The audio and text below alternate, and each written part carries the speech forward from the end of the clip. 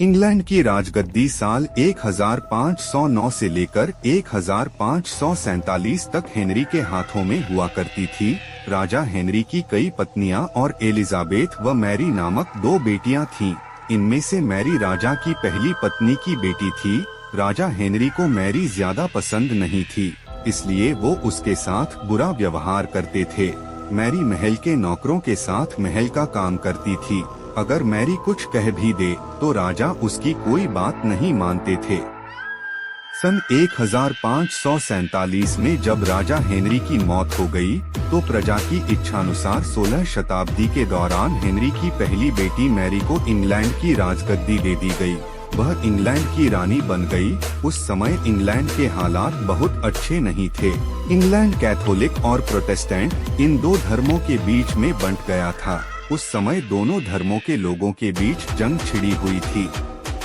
रानी Mary चाहती थीं कि पूरे इंग्लैंड में सिर्फ एक ही धर्म हो, लेकिन लोगों ने उसकी यह बात मानने से साफ इनकार कर दिया था। इससे नाराज होकर रानी ने उनकी बात न मनाने वालों को मौत की सजा दे दी थी।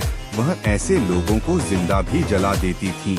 रानी मैरी की इस क्रूरता की वजह से इंग्लैंड के लोग उससे नफरत करने लगे।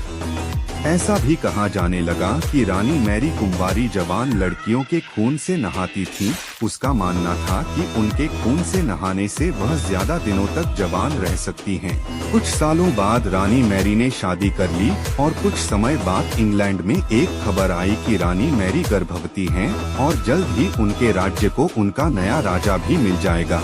इस बात से हर सभी खुश हुए, लेकिन उस समय रानी मैरी के साथ बहुत ही अजीब घटना हुई। उनके गर्भ से किसी भी बच्चे का जन्म नहीं हुआ, बल्कि कुछ ही महीनों के बाद रानी मैरी का पेट फिर से सामान्य हो गया।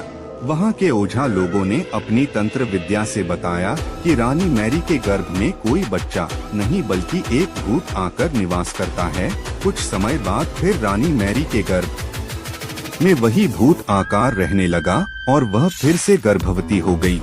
इस बार भी रानी को कोई बच्चा नहीं हुआ और उस घटना के कुछ ही दिनों के बाद रानी मैरी की मृत्यु हो गई।